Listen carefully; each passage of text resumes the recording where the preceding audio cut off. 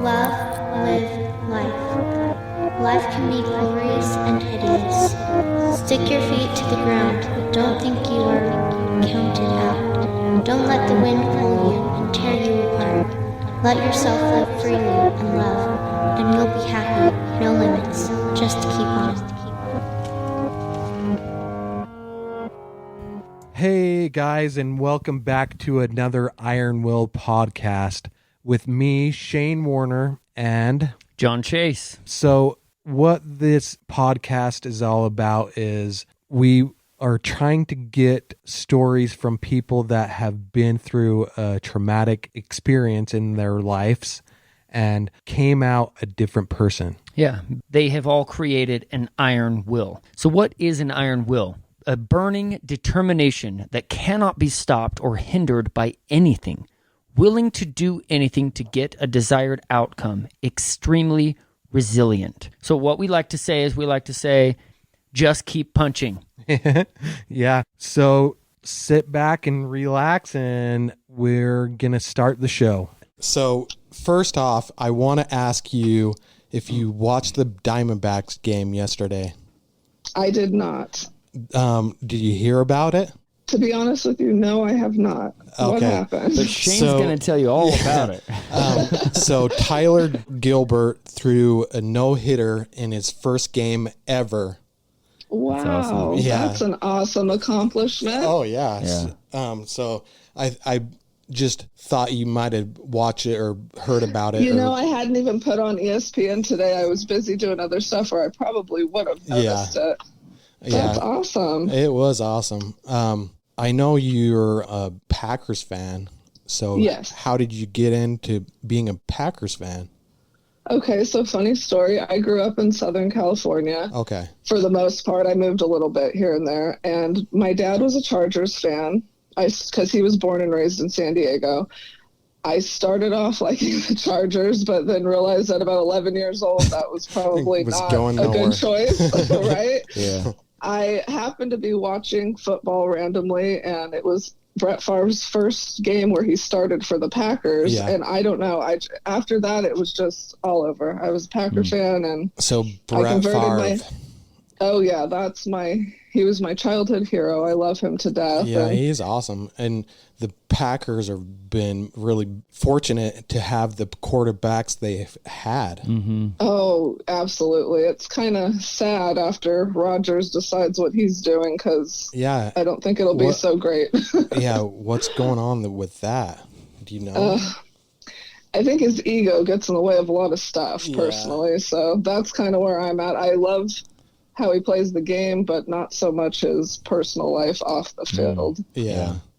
You know, it seems like it's pretty common amongst superstars. Yeah. Especially these days. It's not the same as when we were kids. No. Yeah.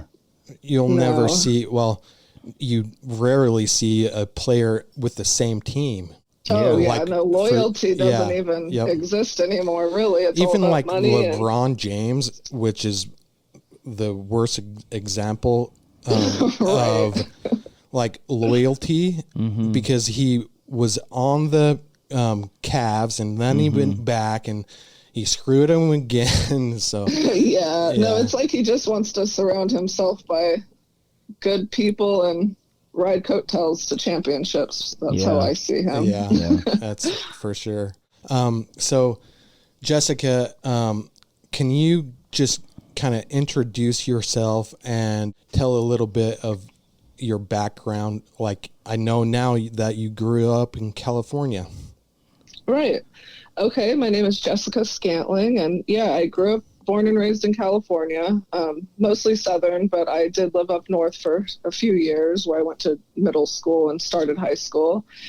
And then my family decided to get out of California, and we went to Texas. That's where my mom's brother was, and I lived there for about 6 years. That's where I met my husband and got married, and that's where my daughter was born. And then when she was 8 months old, we decided the weather was just hard to get used to being from California. That humidity is rough. Yeah, and so my parents and my siblings wanted to move back this side of the country, and my husband was on board, so we moved to Arizona, and I've been here almost 18 years now. Wow. And where in Arizona, like around Phoenix or what? No, I'm in rural Arizona, so I live in Fort Mojave, and we're about 4 hours or so from Phoenix. Yeah. But I'm only about 90 minutes from Las Vegas, though. So Oh, that's nice. Oh, okay. yeah, so that's pretty cool. So still pretty hot, just not as humid. Yeah.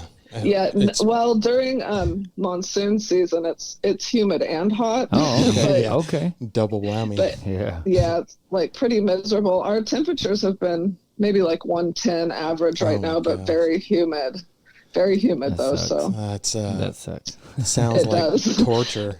It is. How do you even get outside and do anything? And just late at night, at like a midnight, or early in the morning. Yeah.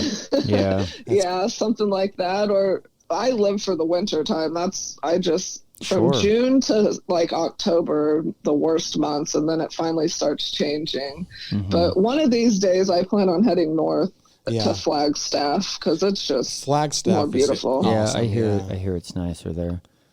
Yeah, we've had Yeah, and we've had crazy heat storms, but then also like it's been like smoky, Yeah, smoke and- everywhere. Oh, and- wow. It yeah. was a pretty rainy July also, and so we got heat and then rain, and then heat, Yeah. and then smoke. We were actually number one. gosh. I think it was a week and a half ago. We were like number one in the world for air, like worst air yeah. quality. yeah. oh, in the that's world. terrible. Yeah, I'm like, Good grief. should we go out and work out Yeah. outside or not? Like, Right? like, I don't think I should be out here breathing Yeah. this stuff in. No, that is so bad. Yeah, but That's it's it reminds calmed me down of a little bit. Well, California fires are so bad. Like even sometimes our air quality here is bad. That's what Just it's from the from. wind. That's what it's from. Yeah, Yeah. It, Oh, it all gotcha. flows over east from California, and then it settles Yeah. in the mountains. It settles in different pockets, heat pockets and stuff. Oh, I gotcha. Yeah. Yeah, that's rough.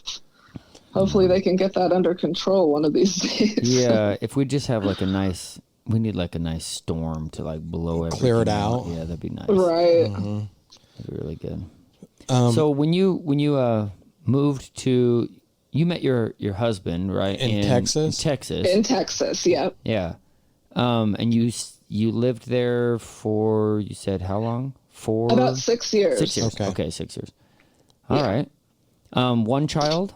No, I have two. When Two, we okay. moved to Arizona, 2 years later, I had my son. Oh, okay. And so he's born here, and he's a little desert rat. Yeah.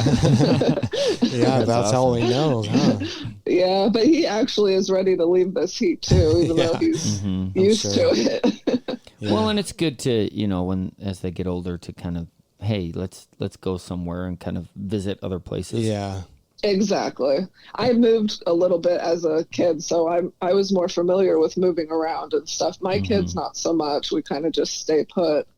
Yeah. There's kind of I guess it just depends on job situations and everything, whether you're going to stay in yeah. one location or Yeah. not. Exactly. But Yeah. Do you work at all? No, I don't work. I'm thankful I don't have to work with all of my health issues and stuff. So my husband's I've always just been home with the kids, and I'm grateful that I got to raise them and be so involved. Yeah. that is great. Yeah. So can we talk a little bit about your health issues? Sure. Do you want me to just start from the beginning? Like where this Yeah. all kind of came from? Yep. All right. Let's do it. Well, it all started 8 years ago in 2013. A little backstory. In 2010, I had to have a hysterectomy. And after that, I started having a lot of bladder issues that I never had issues with before. My doctor decided to just keep, for about 3 years, from 2010 to 2013, just keep feeding me antibiotics. Come to find out, that's not healthy. no, I mean, he was putting like 5 refills at a time Oh on my these gosh. antibiotics. Yeah, and Wow. it's called Cipro. It's a very terrible antibiotic that eats your cartilage. And I have a lot of issues with my knees and things now because of that. But And all So because the The doctor Yeah, said because- so. You got to do Exactly, what the and doctor I- says. and I was young, I was fairly young in my late 20s, and I just trusted him, Yeah. didn't have any reason not to. Yeah. So for those, go ahead. I just wanted to mention one thing. I mean, like, yeah, we get down on that sometimes when it comes to, you know, doctors' recommendations. But the thing is like, that's what they're paid for. I mean, exactly. Some of them really don't know another alternative.